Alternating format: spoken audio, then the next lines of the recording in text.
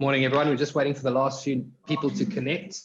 It's good to see you all. It's good to see some faces here. I think we've all got anxiety around POPI and what does it mean and what do we have to do. So I'm glad you all made the time to come today. So thank you. We're lucky today. We've got Lauren speaking on our behalf. So thank you, Lauren, in advance. Lauren is an attorney.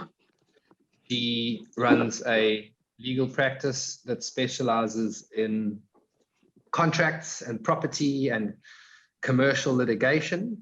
She's from Zimbabwe, actually, but she lives in South Africa. And yeah, I think over to you, Lauren. Good luck. Thank you for doing this for us. And for all of you that are connected, just a couple of sort of ground rules. We have got you on mute. If you've got questions, you can just type them in the chat box and we'll do our best to answer them. We will give you a copy of the presentation after the seminar.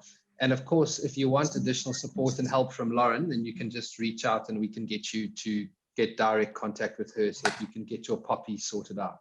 So like I said, it's good to see you all. There's so many familiar faces. This is the best part of these things, to see everyone a little bit. And yeah, I hope you get lots of value. So thank you, Lauren. Good luck. Thanks. Good morning, everyone. Thanks for joining this talk.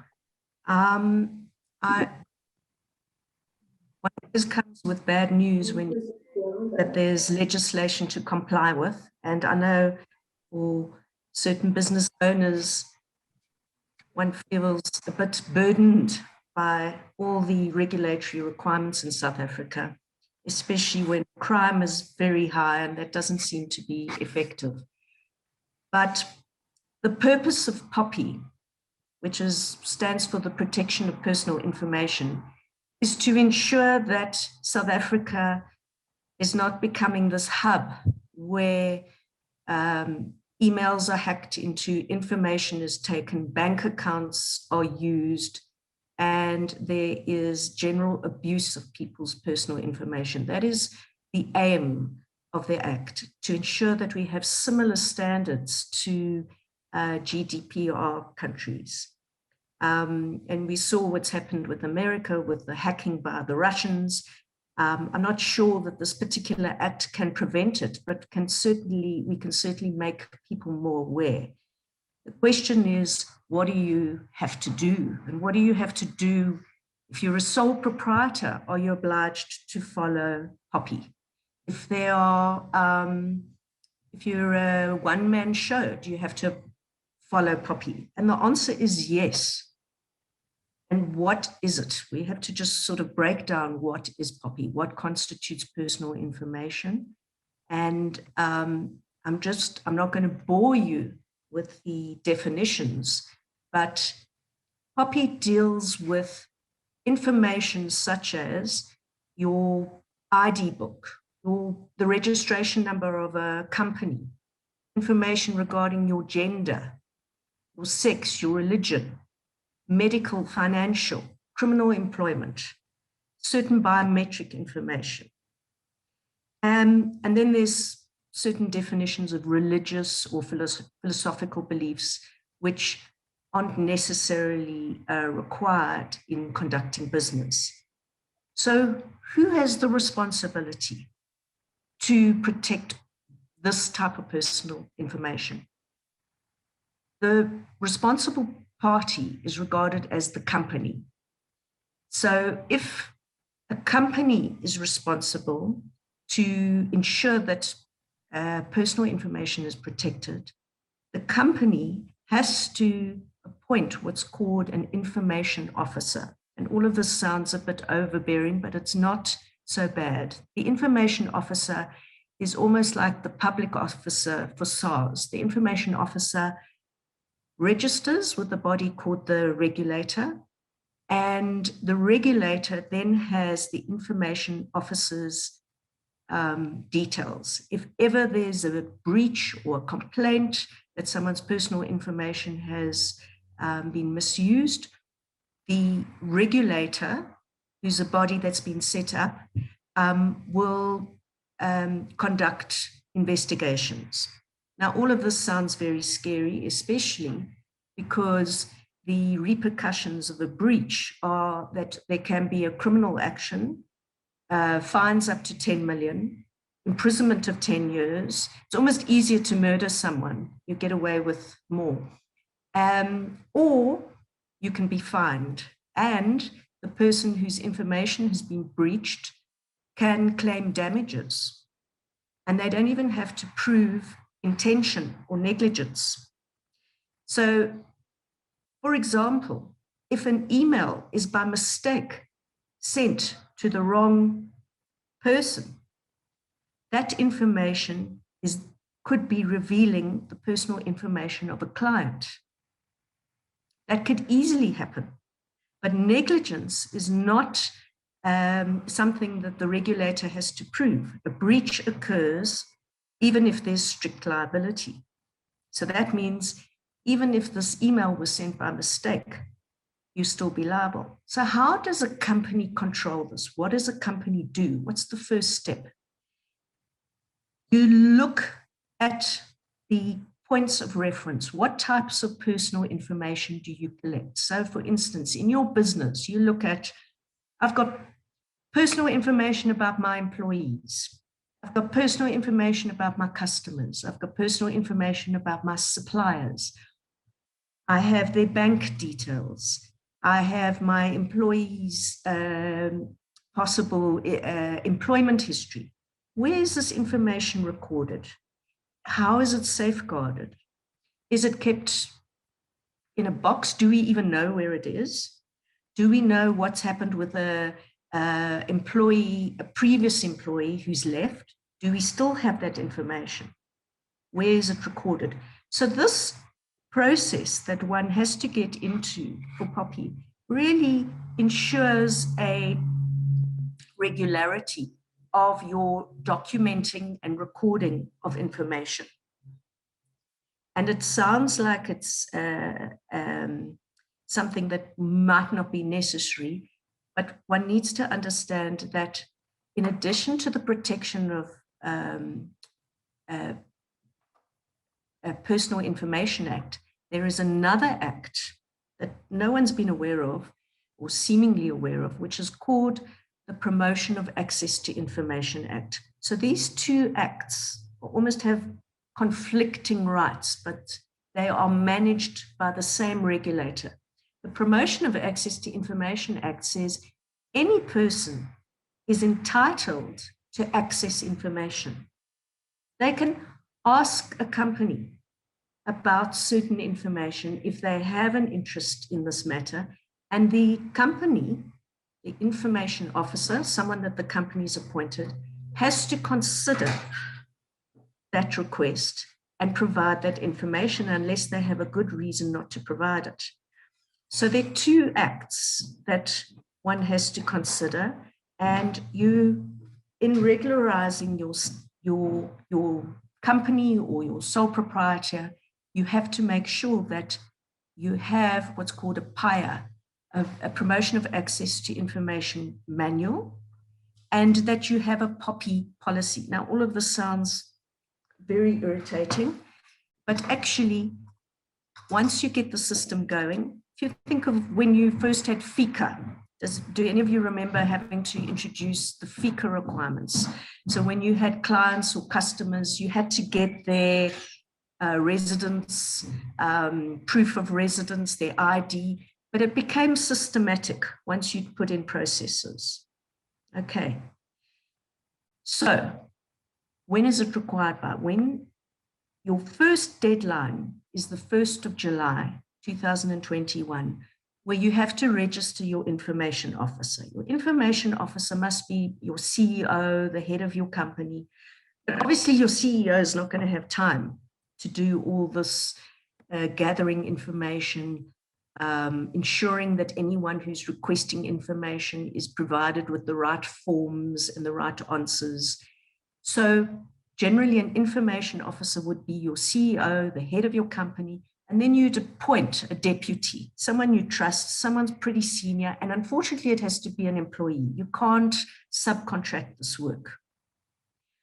And this has to be done by the 1st of July with the information regulator. Now, as South Africa, as things do happen, the regulators' portal has broken down. So everyone's been trying to register their information officer and they haven't been able to.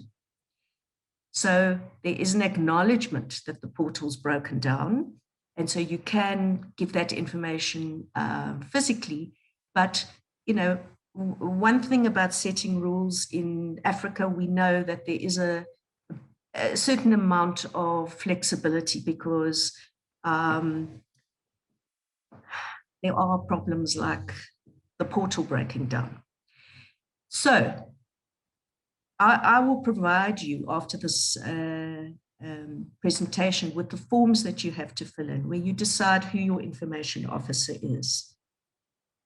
Then you'll have to look at your company. Might be a small company, so you look at, do we have subsidiaries? Do we have different divisions? Let's look at our HR department. Do our HR department, what information do they collect about employees? Do they have information about their criminal record? That is very personal information. What about finance? Do finance have certain protocol where they can't keep bank details on their desks? Are they, is there secure IT? What about your marketing things? Do you send out these terrible spam questions to various people and inundate them with marketing? That's going to become an issue. If they are current customers, that will be okay. But if you're just blindly sending out marketing to people, you are breaching POPI. So these are the types of personal information that one would, for example, have on an employee. The residential address, health issues of an employee, their tax number, all of this is important. Part of the POPI rules are that the responsible party, being the company, has to keep this information up to date and accurate. So if you have got the wrong information, and often this happens, I think, when an employee passes away and you're trying to find their next of kin, and their next of kin no longer exists, or they've got divorced and they've never told you. This is the type of, you have to make sure that your data is accurate, because the obligation is on the responsible party, being the company. I'm using the company as an example of the responsible party, but as I said, it could be a sole proprietor, could be a partner, could be anyone running a company. The only exemption from POPI is your household information. That is not personal information. That doesn't fall within the Act. So compliance is mandatory, and it could result in criminal action, as I said, or a claim for damages. So what do you have to do?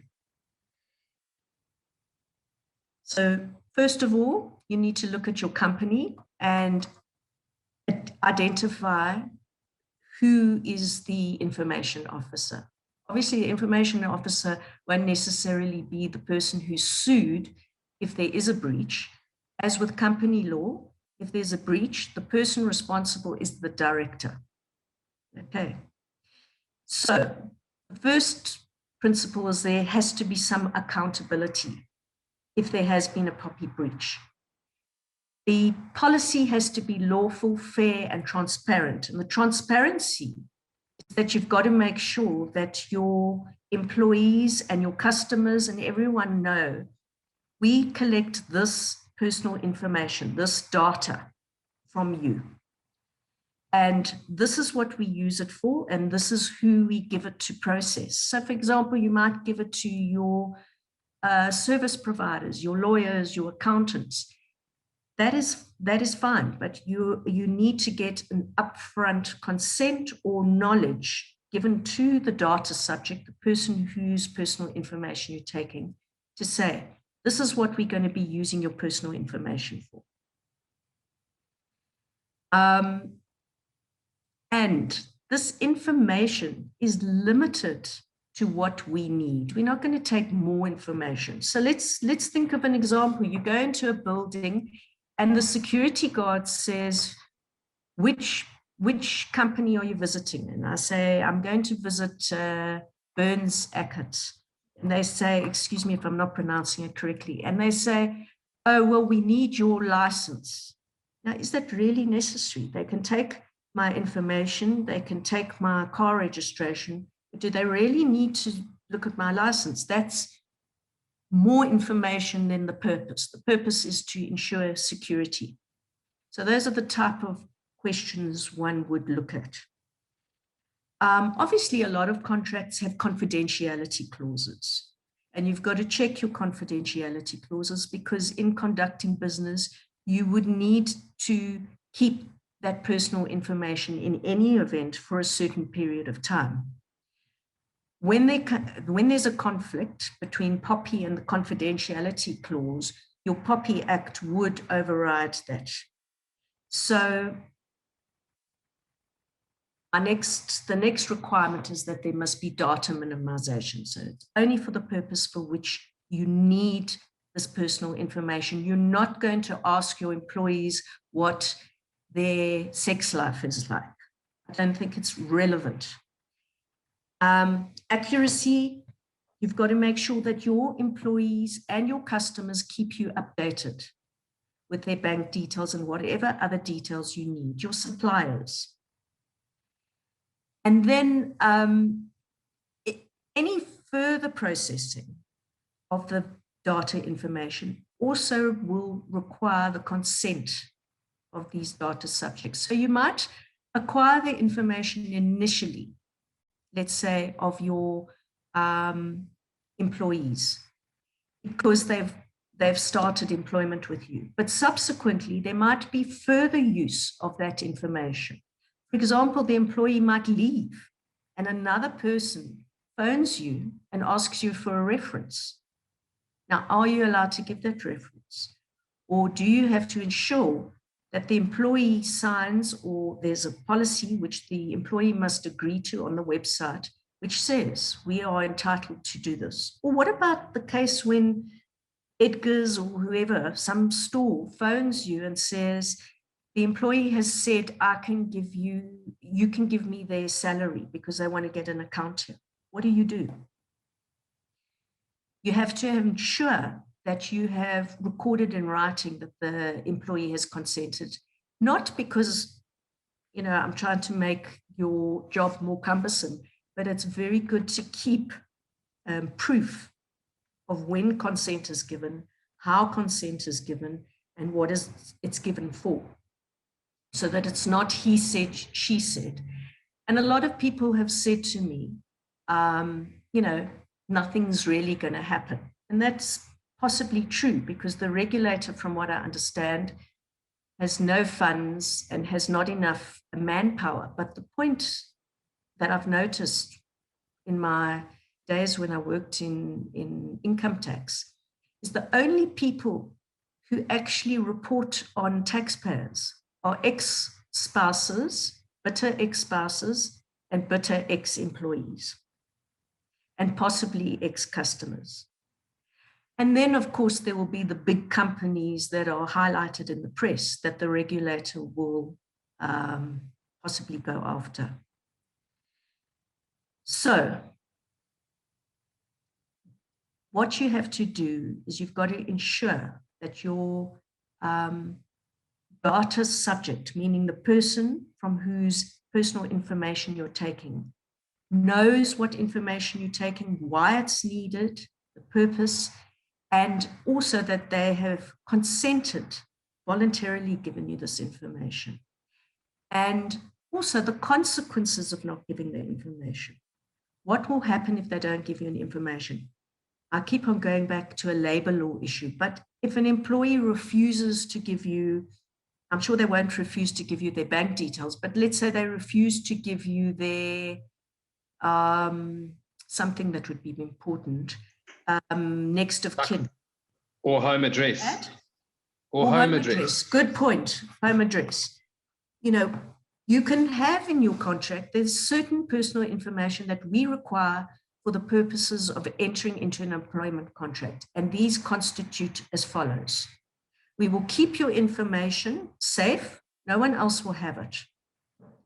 And then the employee can has the right, according to this POPI Act, to ask you to correct their information, to delete it, not to use it for certain processing. They can ask you to transfer it to someone. All of this should be in writing. Let's see. An important thing that comes up is South Africa is saying, we've got this POPI Act, the GDPR have protections, but if it goes to any other country, so let's say you trade with Nigeria or whatever, and you send information there, you've got to be very careful that information from South Africa within South Africa is only shared with particular countries that safeguard the laws regarding protection of information. So what you'd need to do in your contracts is to put in similar types of obligations on your contracting parties who are not part of POPI or GDPR. GDPR countries have already been following this process. And so we get a lot of our case law and how we can understand how the law works from the GDPR. All right. What are we trying to do? We're trying to secure personal information and ensure that it's not destroyed or used unlawfully. I've heard that a lot of people have had these scams where their accounts have been used, their information has been used, and they're suddenly blacklisted and they don't understand why. And they've followed the process. Apparently, for someone, it cost them 20,000 Rand to go and try and investigate how they were blacklisted. And they found out that there was a fraud that was done on an account that they never ever had. But it took them about 5 years to get their name corrected. And there was an unauthorized signature, where someone had spent money on an accounting game. So there are benefits in bringing in this POPI Act because hopefully this type of scam will not occur. The regulator might bring in certain codes of conduct because you can imagine with banks, with doctors, with medical aid, there's going to be information that's required and that the rules involved need to be a little bit more adapted to the sector. It's got to be sector specific. Okay.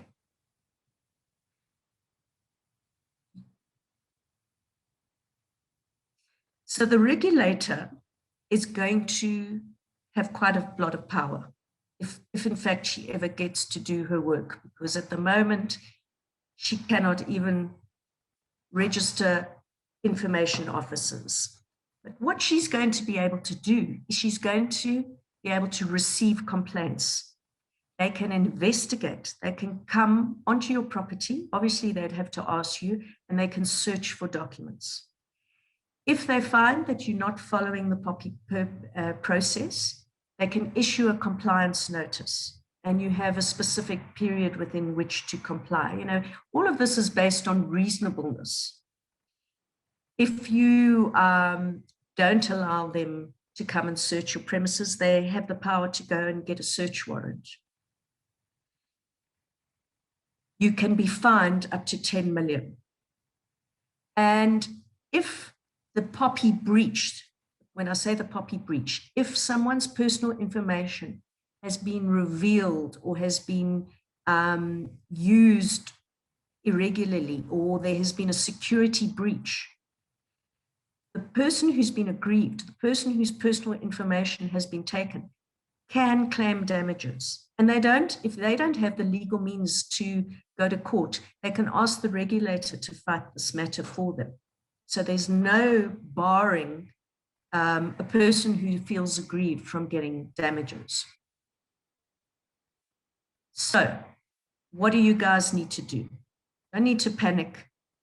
You've got to make sure that there's a PIA manual. So a PIA manual is just a manual which says, if you request information, you need to fill in this form. We will consider your request over a certain period of time, and then we will consider whether to give you the information. It doesn't mean you have to give the information. It works for state against state departments. You know, one can use PIA in that way. A lot of it hasn't been used, as far as I know, with private companies. But now they're bringing in this PIA meaning Provision of Information Act, together with POPI. So the two of them work together. So there will be certain notices, but your information officer is the person who's going to decide, should we give this information? Shouldn't we? Do we have a good reason to give this information? Who is this person asking for information? Do they have any right to it? They've got to identify themselves. Employees have to be informed of how POPI works, of what their rights are, and what they need to do to ensure that the company complies with POPI. So there's got to be training and awareness and, you know, a clean desk policy, or they mustn't leave their passwords and usernames on a little tape on their laptop, or don't leave documents lying around on the back seat of the car. All of these things I do. Then you need to provide at the desk or on your website, who's the information officer? How can I get hold of them? And everyone needs to know this. Anyone coming into the company, anyone, or if you've got a website, put it on there.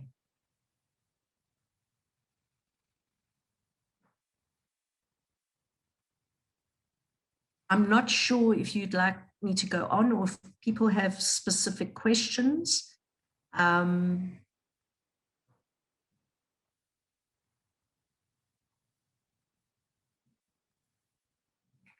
Brad, do you want?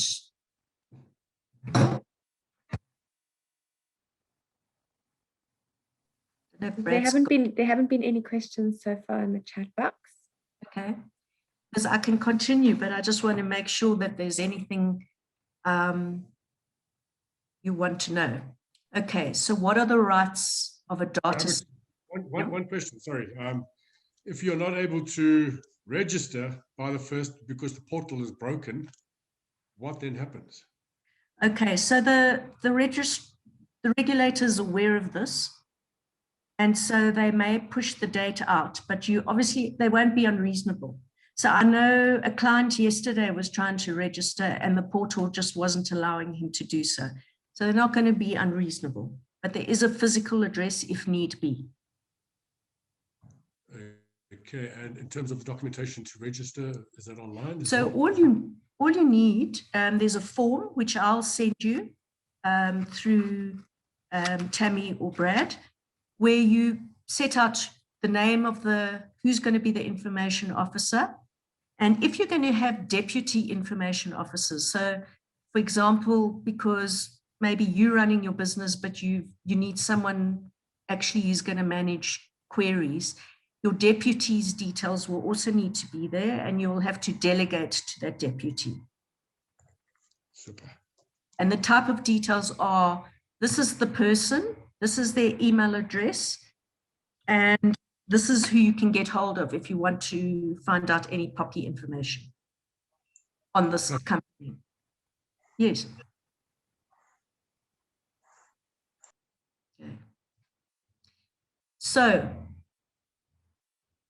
sometimes there may be a situation where a data subject objects to information being given out. So for example, I'm always thinking of these horrific stories, but sorry, I'm just trying to think of examples. One of your staff members has got divorced and the wife is ex-wife is trying to find out how much he earns. And you say, sorry, this is personal information. Well, if there's a court order and there's a legitimate interest of a third party, you are entitled to give that information. So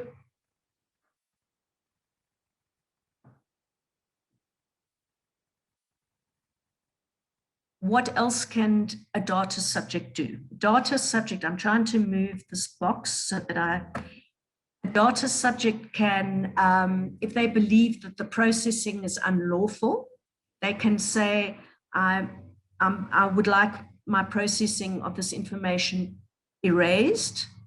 And you might say, well, we have an obligation in terms of the Labour Relations Act or in terms of SARS to keep this information for 5 years. So I'm sorry, that overrides your right. We can't do that.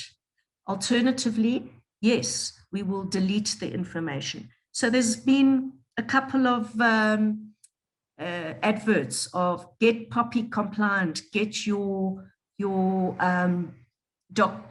document that, I can't remember the name of a document, that actually chews up all information or documents. Make sure that you do have a process whereby you do delete documents after a period of time. You can't keep documents indefinitely.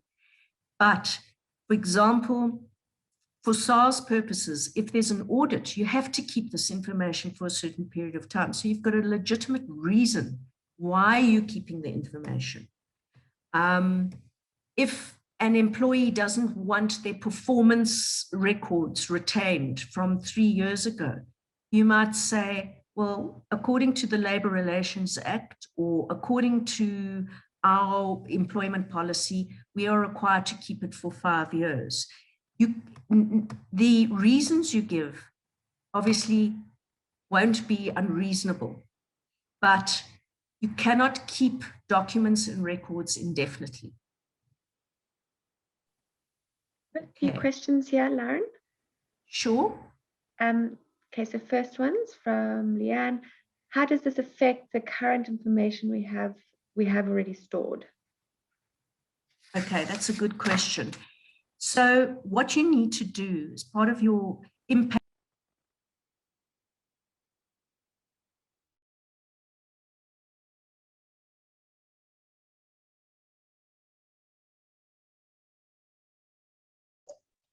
I think you're on mute, Lauren. So, Lauren, just unmute yourself. I can't unmute you from. All right. There we go. Thank you. Okay, so if you've already got information, the POPI process is that you've got to take down a record, almost like a register. What is the information that we hold? How did we get it? What is it about? When did we get it? And keep a register of the information that you already have. If it's information that possibly would require the consent of your employees or consent of your customers, then you would send out a notice or possibly a clause in your agreement saying you consent to the processing of this information. But you would need a register of a record of how you got that information, where it's kept, how it's secured, and when it's destroyed. And I will send you a table that you can use as a way of organizing your industry. I think, I was told that some of the people talking are in the medical field. And I think in the medical field, for example, there's always been a heightened sense of awareness of confidentiality, so that there are already very secure processes in place. And possibly for auditors also, there's an awareness that clients' information is confidential.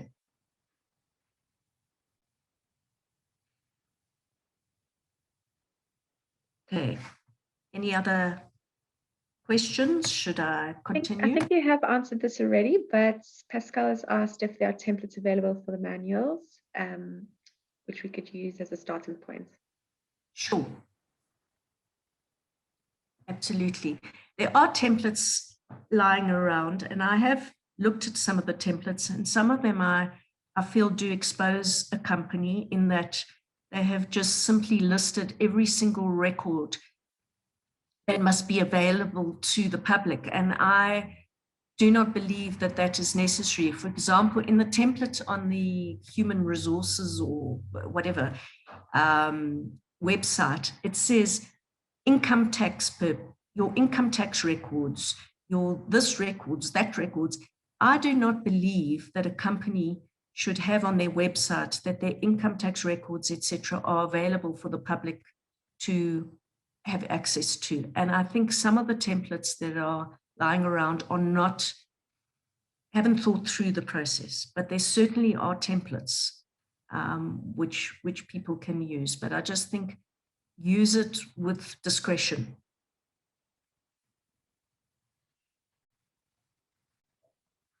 Now, I don't know if you find it irritating getting these spam calls and spam messages. You have a right to stop this and to ensure that there is some human intervention. You're entitled to ask why or how this person got your details, your cell phone number or your email address, and they should give you an opt-out option.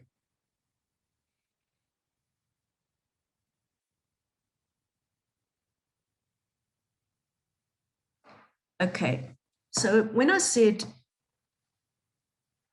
there are particular forms where information can be asked of the company to release personal information, the POPI Act says the request must be complied with if there's a request for erasure meaning delete it, if it's valid and feasible. But there will always be the protection of the fact that you've got certain laws that require you to keep records for a certain time, or you've got a contract, a non-disclosure agreement, which says the records can be kept for 2 years. So you don't have to delete it in the first year.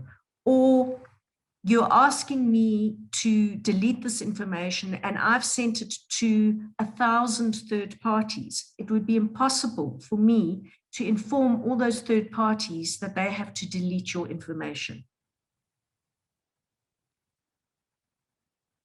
Because where you're processing information, you acquire it initially and thereafter you might use it, and it may involve giving your personal information to third parties. Now, there may be a whole lot of third parties, but you can't remember who are all the third parties we sent this information to. So there has to be an element of reasonableness. So POPI doesn't apply to your household activities. It doesn't apply also if the information has been de-identified. So let's say you're doing research or you are indicating that these are the type of salaries you give in the HR department. These are the type of salaries you give in this department. You're not identifying who these employees are. But if you're saying this is the type of salary we give to people in the IT department and there's only one person there, obviously everyone knows who that person is. And someone asked me a good question. What about reporters and research? Are reporters going to be restricted? How are reporters going to write about information if they are revealing personal information? Reporters and the press have certain exemptions, as do people in research. They are entitled to use this information, provided, of course, that it is for the public benefit. Okay.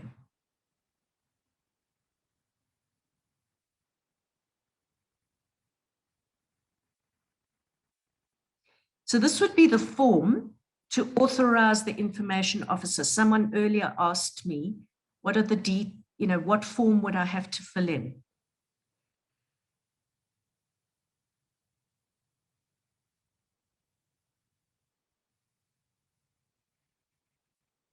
In essence, this diagram at the end really starts with how to organize what you need to do. Your first thing is appointing the appropriate information officer. who will have a fundamental role.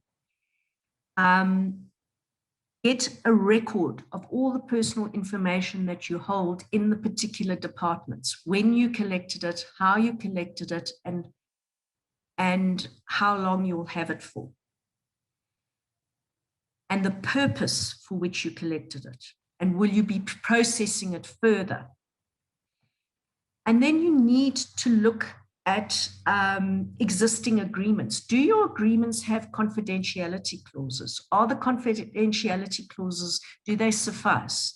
Is there a confidentiality clause in your employee's contract? Are they under an obligation to keep your customers or clients or patients' information confidential?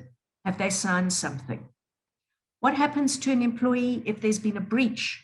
So one of your employees has revealed account number or paid the wrong account number. What happens? Well, there's a suggestion that instead of firing the poor person, you want to encourage openness. You want that employee to be able to come to the information officer and say, look, there's been a breach. What do I do? The information officer then has to inform the regulator, the particular data subject whose information was given to someone else by mistake, and you have to manage that process. As long as you do things reasonably, you're seen to be following the best possible practice, there cannot be any reason why you would end up in jail or have to pay 10 million rand. So that's basically the end of my talk, but I'm happy to help anyone with any other questions or just interested to hear what any of you feel about the laws. I know it's caused a bit of agitation by people. Do you have a few questions here?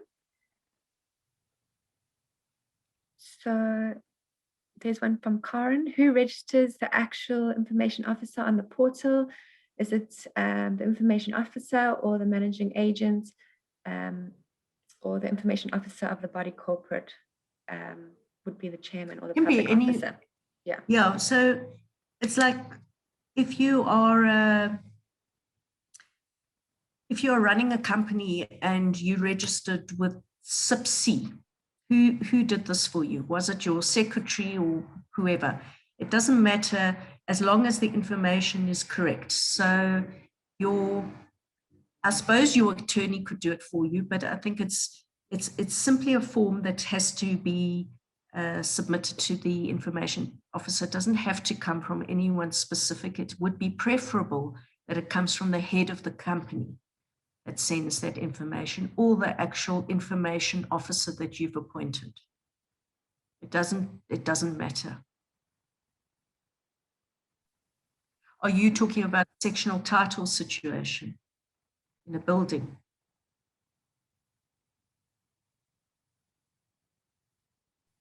I'm not sure, they haven't specified. Karen, do you want to specify?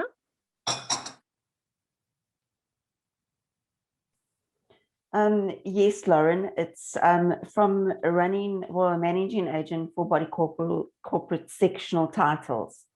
Okay. So I was on a webinar the other day where they were saying that managing agents are battling to actually say, if we have like 20 body corporates, yes, you can't appoint yourself as the managing agent as the information officer on all 20.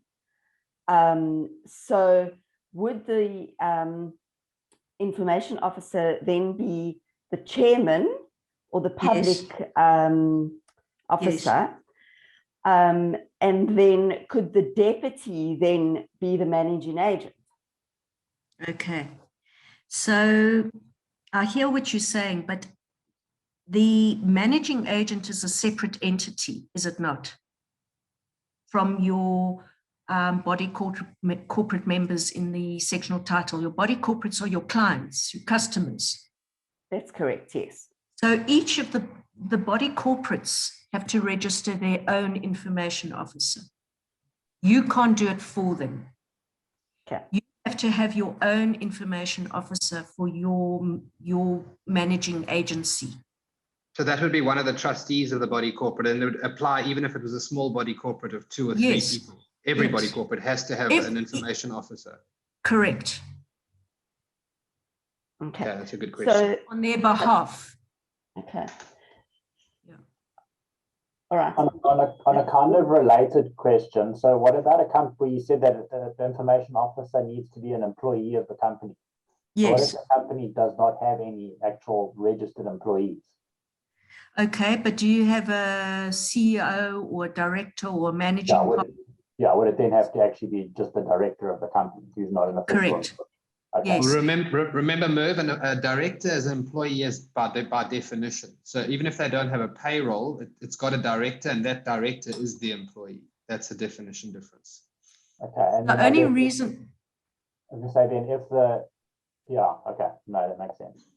the only reason I said an employee is a lot of CEOs or the heads of companies don't want to be bothered with the actual record keeping and the day-to-day requirements of this POPI. Of course, it can be a director. Of course, it should be the CEO. It's just suggested that a deputy information officer be a senior employee. But if you're running your own company, it's you. That's what it must be.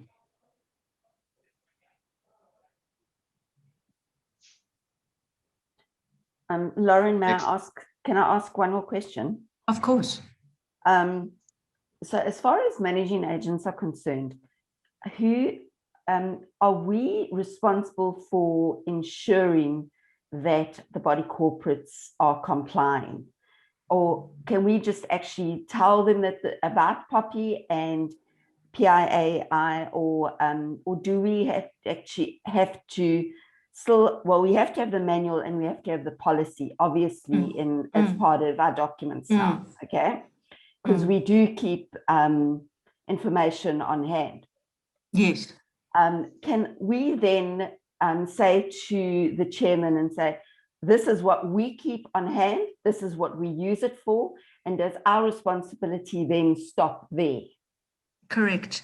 I think if you are dealing with them as your customers, your clients, your obligation is to say to the body corporate, this is the information that we keep of yours. We will be processing it. This is what we use it. And we've always had your consent, but we need your consent going forward to use it. We recommend that as a body corporate, because you're also required in terms of POPI, to ensure that you have an information officer, and this is what we recommend. But it's not your responsibility. Those are just your clients. Okay, thank you so much. It's a pleasure. There are 2 similar questions here. What about the populating and distribution of contact details, for example, phone numbers of internal employees and external third-party service providers in terms of internal company business continuity plans, like business interruption and events? And there was another similar question just around BCCing and CCing other parties during communication. It's a very good question. I'm not sure, for example, when you sent out this email, whether you blind copy people. Because Yes, you did. Because in essence, when you do send out information like this, you are sending out personal information. With your current clients, you do have their consent to use their information. For example, if you are going to use an attorney's firm, you would normally get their consent, whether it's express or implied. But you cannot now assume in sending out emails with group emails that everyone consents. You have to ensure that there's possibly something at the bottom of your email, or there's possibly some implied consent or a policy on your website. So you don't have to keep adhering to this. if you have a policy on your website will say, we use personal information for as follows. I'm not sure if I addressed the question because there was part that I didn't hear. You can just tell me if there were other parts of this question that I didn't hear. Marita, does that answer your question? Are you happy?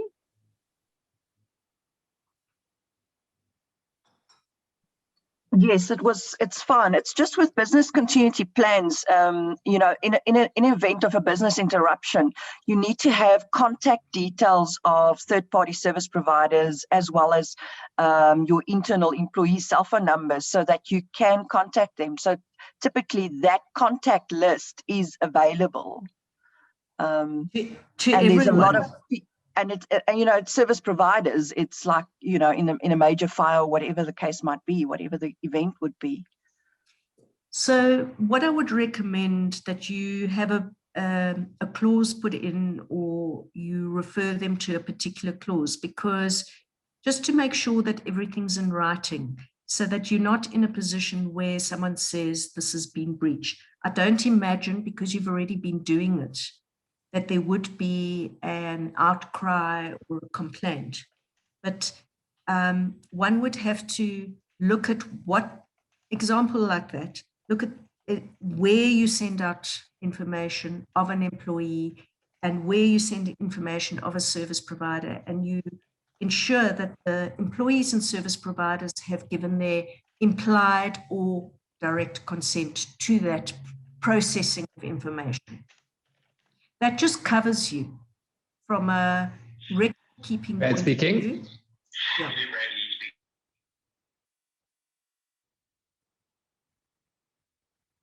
So, Brad, was there something that you wanted to say?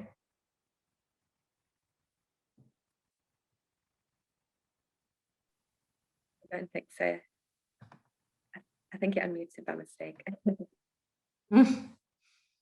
Okay. Anything else? I mean, I know, Tammy, you said there were... Sorry, I do have quite a few questions here. I'm not sure we can get to all of them, but maybe what we can do is I can send you a list of all the questions. We can do a little summary, and then we can send that with the pack as well. I'll send it out. Absolutely. Yeah, sure. And then maybe just a couple more here. Can the POPI and POPI manuals be combined? Yes, I can. I have seen that on a publicly listed company. I have also seen that certain POPI manuals there are certain people who exempt from that with employees of less than 50. But I think what's useful is to have a POPI policy with a request for information procedure which follows POPI.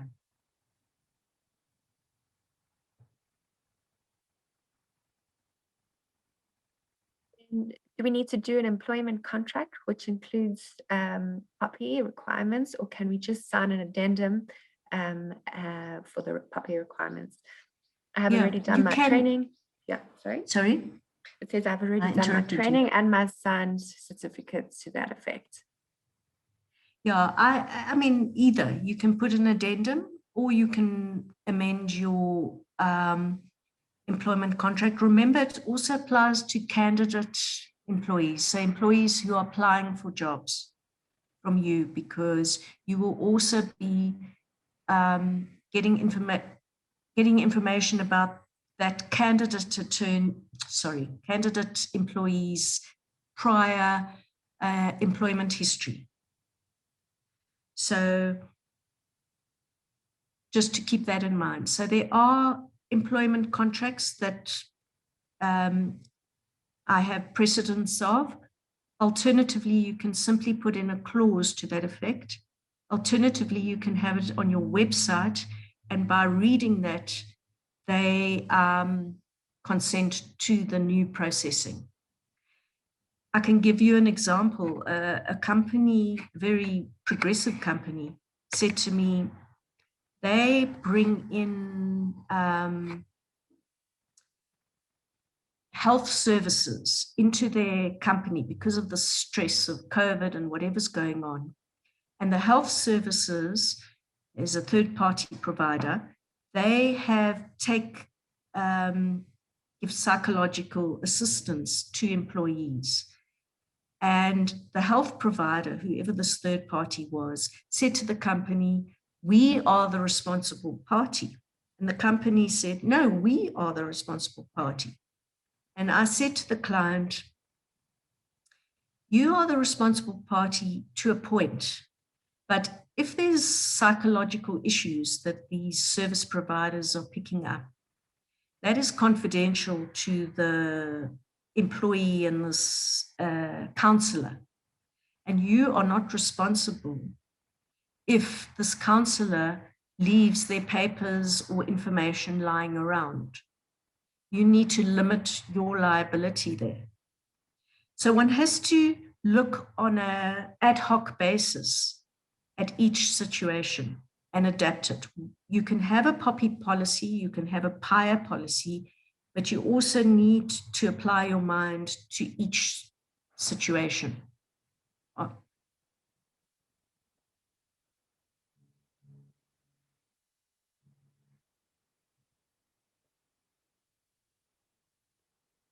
I think let's maybe just do one last question. So I think we did cover this. Let's see. In the case of lawyers asking if someone is employed due to bad debt, are we allowed to give this info, or must it go through the info officer first? That's very, very a brilliant question. So just to repeat it and to make sure that I've got it correct, if a lawyer phones you and asks you, is this person in debt? Is that someone is employed due to bad debt? Yes. No, Yeah, exactly. Bad debt. Now that is personal information, and that is not really allowed to be given unless one has the prior authorization of the regulator. So there's certain requirements like credit blacklisting, which require, those processes require the prior authorization of the regulator. You have to stop that conduct until such time as the regulator has given you permission, and the regulator has a month within which to give you that permission. So credit bureaus, debt collectors have been up in arms about this act because they're concerned that they cannot conduct their profession without getting a prior authorization, and they have to stop that work until such time as the regulator has given them permission to do so. So in a situation like this, the employer is asked by a lawyer for whether your employee, what their credit situation is like. As an employer, I would answer that you are not aware of what the employee's credit situation is. This is you would ask permission of the employee, this is their salary, you are not in a position to provide this without the prior authorization of the employee. But what has been concerning people is that a lot of their business is done by doing prior credit checks, not only on employees, on customers, etc. So that is something that one should think of, getting a prior authorization from the regulator. That in our business, for example, before we take on a tenant, we do a credit check. In doing a credit check, we get information about their debt history. This we understand as personal information, but we require it to carry out our business. Kindly give us permission to do this.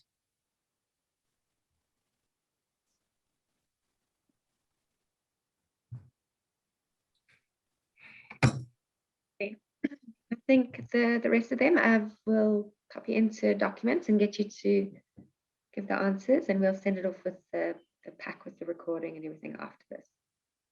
Okay. Hi, Lauren. Hi.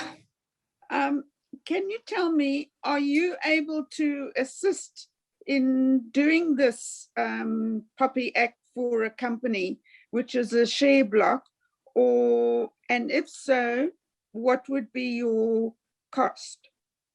Okay. Now, with pleasure, I would do it.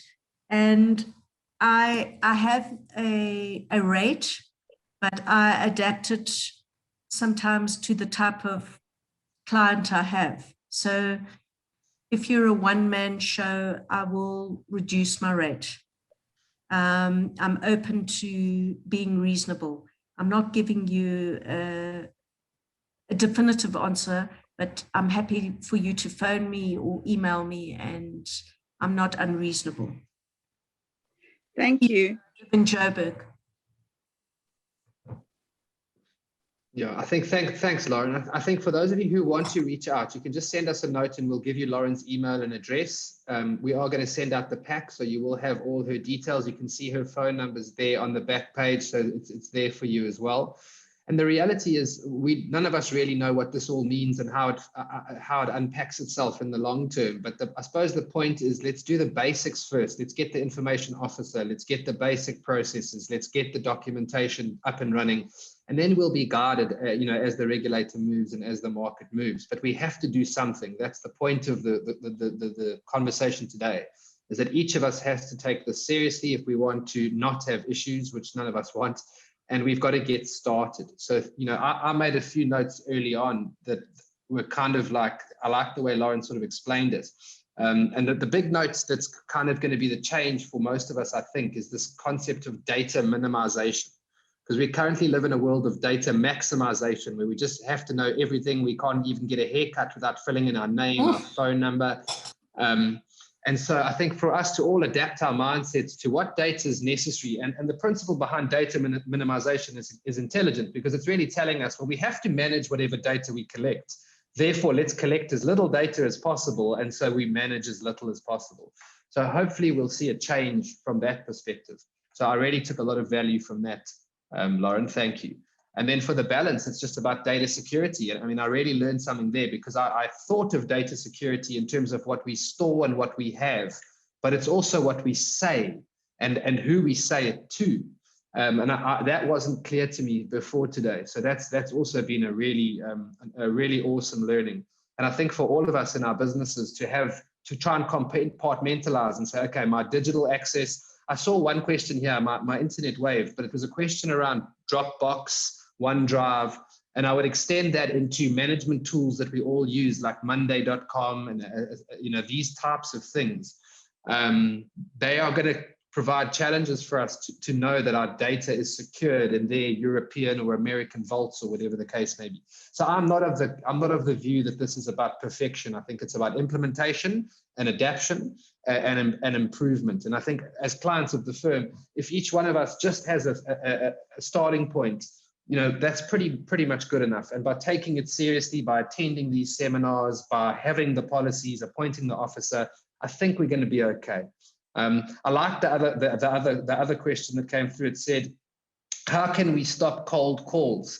And I think that's what the legislation is going to stop. It's going to stop spam and going to stop cold calls. So if I use an example, just in our business, we send you all newsletters.